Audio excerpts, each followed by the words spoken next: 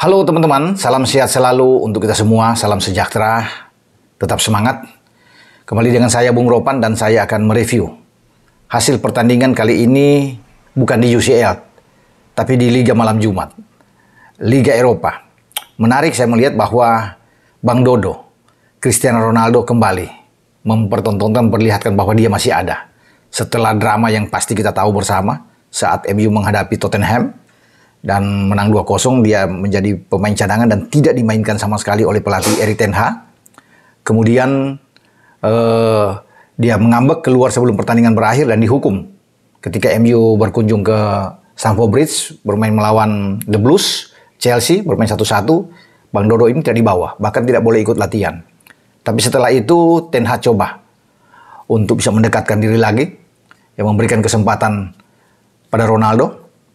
Dan dia memberikan itu buat Ronaldo saat menghadapi Sheriff dalam pertandingan di Liga Eropa. Dan Ronaldo tampil oke lah. Makanya dia bermain full dalam waktu normal, tidak digantikan. Kesempatan yang dimanfaatkan dengan baik oleh Cristiano Ronaldo. Dan kelihatan sekali. Begitu dia sangat gembira sekali ketika membuat gol. Ada 2 sentuhan di sana.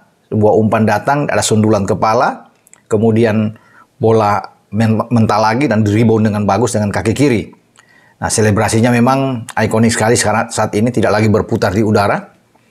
Tetapi sekarang dia seakan-akan dengan sleeping celebration. Jadi ada sambil begini diam ya. Wah, ini luar biasa bagi Bang Dodo. Dia mengatakan bahwa dia sekarang fit atau sangat prima untuk bisa bermain dengan kondisi yang bugar.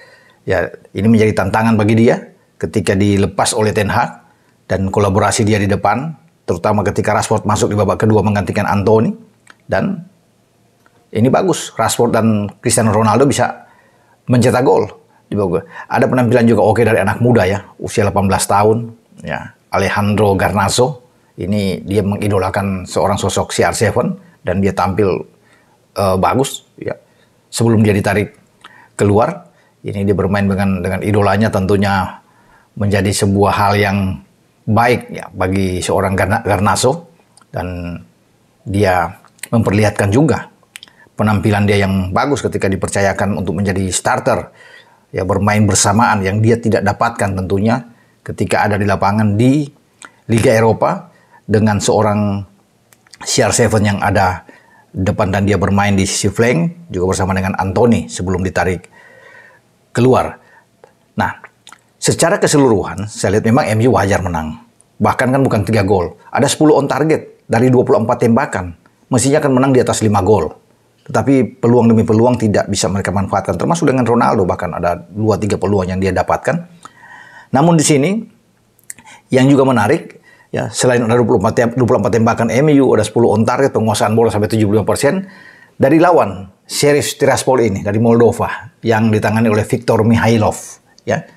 Sepanjang laga ini untuk pertama kali sebuah tim yang bermain tidak ada tembakan, tidak ada on target, dan tidak pernah mendapatkan corner kick atau sepak pojok.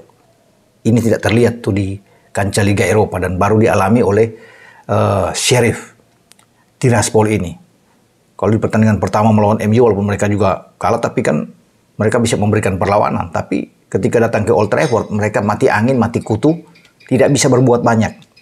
Dari semua catatan, dari semua statistik, itu mereka kalah telak. Dan ini pertama kali ya sebuah tim yang dari 3 tadi yang saya bilang itu senol semuanya. Nah, tapi bagi MU, walaupun mereka ini kan Sheriff ya tidak bisa dibandingkan dengan mereka, levelnya tinggi. Sekarang masalah buat MU, mereka memang sudah lolos. Tetapi belum bisa bersenang-senang dengan hasil ini. Mereka tuh tertinggal dengan 3 poin di belakang Real Sociedad, pemimpin di grup E ini, yang mencatat 5 kemenangan. Sociedad juga mengalahkan mereka di Old Trafford. Ya. Nah, tugas MU sekarang memang sudah lolos ke babak playoff 16 besar. Ya. Tetapi mereka itu harus memainkan laga lagi menghadapi tim yang ada di peringkat ketiga untuk bisa menembus ke 16 besar. Peraturan yang ada di Liga Eropa ini, 8 tim juara dari grup A sampai grup H itu langsung lolos otomatis. Nah, ini yang akan dilakukan oleh MU. MU punya tugas satu terakhir, mengalahkan Sociedad jika ingin lolos secara otomatis menjadi juara grup, menarik Sociedad menjadi runner up. Tapi ini misi berat. Mereka harus ke kandang Real Sociedad yang lagi bagus dan tidak terkalahkan di grup E, 15 poin. Sociedad punya gol, memasukkan 10, kemasukan 1. Plus mereka 9 saat ini. Nah, bagi MU sekarang dengan nilai 12, gol MU itu memasukkan 9, kemasukan 3. Makanya MU harus menang dengan 2 gol ketika tandang. Tidak boleh ada kemasukan. Dengan 2 gol mereka akan mencatat 11 memasukkan dan kemasukan 3. Berarti plus MU nantinya itu 8. Nah, bagi Sociedad kalau kebobolan 2 gol tidak bisa memasukkan gol ke gawang MU, mereka akan kebobolan 3 gol. Sekarang kebobolan 1 gol mereka. 3 gol. Jadi plus mereka aja 7. Memasukkan 10, kemasukan 3. 7. MU itu memasukkan 11, kemasukan 3. Ada 8 poin. Jadi secara head to head dan selisih gol mereka akan unggul. Walaupun memiliki nilai sama dengan Sociedad nantinya. Tapi ini kan pekerjaan yang tidak mudah. Yang harus dilakukan oleh Cristiano Ronaldo dan kawan-kawan. Pasukan Erik ten Hag. Karena bermain di Sociedad tentunya Sociedad tidak ingin kalah. Paling tidak imbang aja udah cukup bagi Sociedad. Mengakhiri pertandingan. Sehingga mereka lolos secara otomatis. MU harus melihat pertandingan playoff. Berat juga memang untuk bisa masuk ke babak 16 besar. Karena menunggu drawing ini untuk bertanding, entah itu mereka akan ketemu dengan Barcelona, Atletico Madrid, Sevilla yang berada di wakil Spanyol, yang kemudian ada di peringkat ketiga, atau Juventus bahkan. Ini yang kita akan tunggu. Tim peringkat ketiga yang akan turun menghadapi playoff melawan runner-up di Liga Eropa. Nah, ini akan diundi. Pemenang dari sini, dari babak playoff ini, baru nantinya akan berhadapan dengan juara grup di Liga Eropa, 8 tim yang lolos secara otomatis.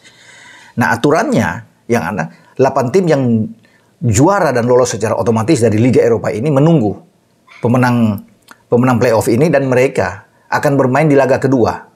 Laga pertama dalam undian nanti, jika ketemu siapapun, itu mereka harus tandang. Ya, tim juara-juara ini di Liga Eropa 8 ini harus tandang lebih dulu dengan pemenang playoff ini. Baru kemudian pertandingan kedua mereka akan menjamu lawan yang lolos dari playoff ini sebagai tuan rumah. Nah, di aturan 16 besar juga ini itu akan memperlihatkan bahwa tidak ada satu tim pun yang akan bertanding dengan atau satu negara, ya. Maksudnya tim yang berada dalam satu negara tidak boleh bertemu. Ya, misalnya Arsenal ketemu dengan Tottenham, ya, atau Tottenham misalnya ketemu dengan kalau Tottenham juara 3, ya, Tottenham sedang memimpin klasemen di grup D ini. Kalau Tottenham juara 3, kemudian tidak boleh ketemu dengan MU, itu karena Tottenham juga masih gawat walaupun memimpin klasemen. Kalau mereka kalah lawan Marseille, main di Marseille nantinya pada awal November, bisa aja mereka turun ke peringkat ketiga. Dan kemudian dalam pertandingan Frankfurt juga bisa menang. Frankfurt akan bisa berada di peringkat pertama dan juga Marseille kedua. Jadi memang hati-hati buat Antonio Conte untuk bisa melihat ini. Paling tidak mereka harus bisa menang. Itu jauh lebih aman buat Tottenham. Dan jangan sampai mereka turun lagi untuk playoff. Nah, tapi tidak boleh ketemu. Tim dalam satu negara itu tidak boleh bertemu. Ya, di dalam babak 16 besar di Liga Eropa nantinya. Jadi itu aturan yang ada. Kita akan tunggu bagaimana posisi dari MU ini saat mereka akan bertarung menghadapi apakah mereka akan menang menghadapi Sociedad. Ya. Sementara itu Arsenal kemarin kalah juga. Ya, kalah dari PSV, main di PSV, tapi mereka masih memimpin pasukan Arteta ini dengan selisih 2 gol, 12 poin, sementara PSV dengan 10 poin. Nah, pertandingan terakhir bagi Arsenal harus menjadi juara grup. Dan saya kira aman. Bermain di Emirates, mereka akan menjamu Zurich. Pertandingan pertama Arsenal menang 2-1 di Zurich. Dan sekarang bermain di kandang, pasukan Arteta ini bisa mengatasi Zurich, bahkan bisa menang lebih dari 1 gol.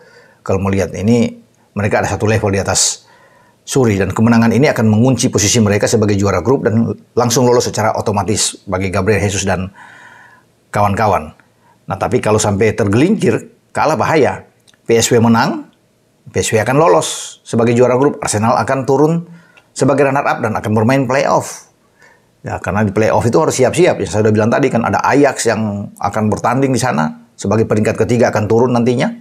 ya, dengan Juve, Barca, ATM, Sevilla. Wah, ini rame juga nih di Liga Eropa. Serasa Liga Champions kalau bisa melihat dengan tim-tim yang akan bertarung di playoff, ya.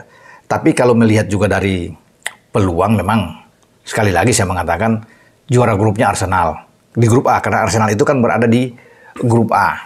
Jadi dia bisa lolos lah buat Arsenal. Tinggal MU ini yang kita akan lihat dengan misi tugas yang sangat berat yang harus dilakukan pasukan Ten Hag menghadapi David Silva dan kawan-kawan, mantan pemain City yang sekarang berada di Sociedad. Peluang masih ada. Dalam sepak bola kan semua terbuka. Dan pasti MU, karena memang mereka sudah lolos di playoff, ya, mereka kan tinggal mencari juara grup. Jadi mereka akan bermain saya pikir nothing tulus saja. Ya, bagi David De Gea dan kawan-kawan, bermain terbuka aja. Ya, kalau kalah pun tetap menjadi runner up. Dan mereka harus menjadi juara kan, mereka harus bisa menang. Tetapi memang 2 gol, agak berat. Namun mereka bisa berusaha itu dengan tampil tentunya bermain terbuka, mengajak Sociedad untuk jual beli serangan. Itu yang kita akan lihat nantinya dalam pertandingan di awal November. Semoga MU mendapatkan hasil yang bagus. Apalagi dengan kembalinya CR7 Ronaldo yang sudah bergairah. Sudah mencetak gol lagi, membuktikan kepada Ten Hag, ini saya masih bisa, saya masih ada dan tempatkan saya kembali dalam pertandingan ke depan. Termasuk saat MU nantinya akan menghadapi West Ham pada tanggal 30 di Liga Premier Inggris di Old Trafford. Dan pasti Bang Dodo dipercayakan untuk bermain. Kalau disuruh bermain seperti ini, Ten Hag akan memberikan kesempatan lagi untuk bermain bersama dengan Anthony atau dengan Rashford di depan bertiga untuk bahu-membahu menggetarkan gawang West Ham. Tapi tidak mudah juga karena West Ham pasti pasukan David Moyes ini ingin memenangkan pertandingan juga saat mereka datang ke Old Trafford. Kita akan nantikan saja. Oke, sampai di sini pembicaraan saya dengan mereview pertandingan terutama dimainkan oleh 2 klub Inggris, MU yang menang dengan clean sheet dan Arsenal kalah lawan PSV, tapi Arsenal masih punya peluang karena Arsenal akan bermain di kandang terakhir melawan Zurich. Sampai di sini. Ciao.